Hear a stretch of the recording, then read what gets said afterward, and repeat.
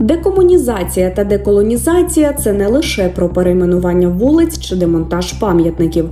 За словами голови громадської організації «Деколонізація Україна» Вадима Познякова, ці процеси безпосередньо впливають на формування української національної ідентичності.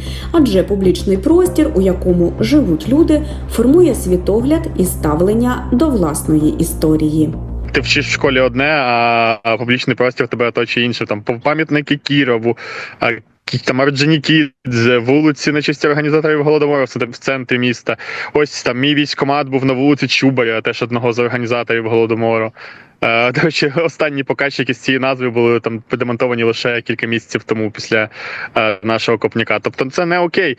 Якщо людина живе в просторі, який промарковано іменами, показчиками, пам'ятниками на честь катів твоєї нації, на честь, навіть просто, зокрема, росіян, то йде, це йде легітимізація цих постатей, це по-перше. А по-друге, звісно, що якщо більша частина вулиць названа на честь росіянина українців, то постає питання, а чия це земля, чия це територія. Попри активну роботу останніх років, процес очищення українського простору від радянської та імперської спадщини ще далекий від завершення. Найбільші труднощі виникають у регіонах, де досі відчувається опір змінам, а також через складні бюрократичні процедури. За словами громадського діяча, тисячі таких об'єктів і досі залишаються по всій країні. Є, на жаль, місця якихось бюрократичних процедур, тому що, щоб демонтувати той чи інший пам'ятник, чи той чи інший серп, молот, будівлі, яка має статус спадщини, то треба пройти просто 7 кіл пекла через Департамент культури обласних адміністрацій, Міністерства культури, яке дуже повільно працює в цьому напрямку. Тобто є низка історій, де документи подавалися на Мінкульт-2 і громади, які були зацікавлені в демонтажі, але просто все юридично грамотно чекали по 2-3 роки. Тобто багато різних моментів. Таких об'єктів тисячі і тисячі зараз по українських регіонах. Візьмемо умовно Полтавщину, ми зараз проводимо інвентаризацію. Не буду брехати, але десь вже об'єктів 500 ми тільки по Полтавській області знайшли, які станом на сьогоднішній момент ще існують. У громадській організації наголошують, що деколонізація – це не лише демонтаж старих символів, а й повернення у публічний простір українських героїв та історичних постатей. Йдеться про встановлення меморіальних дощок, пам'ятників та вшанування тих, чию пам'ять роками витісняла радянська влада. Саме цей напрямок роботи, переконані активісти, потребуватиме ще багатьох років. Хотілося б наголосити, що декомунізація, деколонізація – це не тільки демонтаж, це і встановлення, це заміщення, це встановлення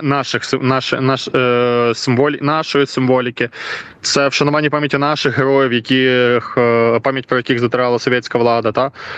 Ось нещодавно ми були співучасниками, співорганізаторами відкриття меморіальної дошки Болбочана у Харкові на одноіменній вулиці спільно з бригадою «Спартан» імені Болбочана.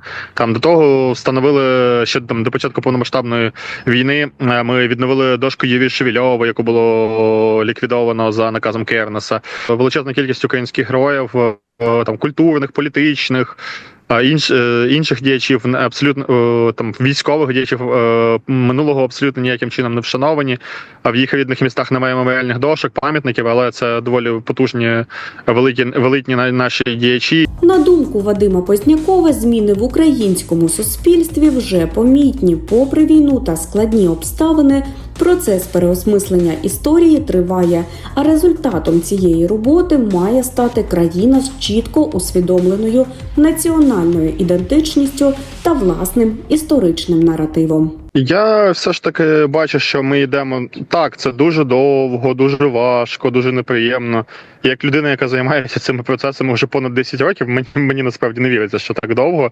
Хотів би сказати, що все ж таки еволюційні зміни дуже серйозні в нашому суспільстві.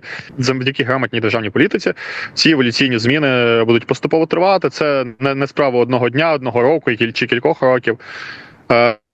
Україна буде абсолютно іншою.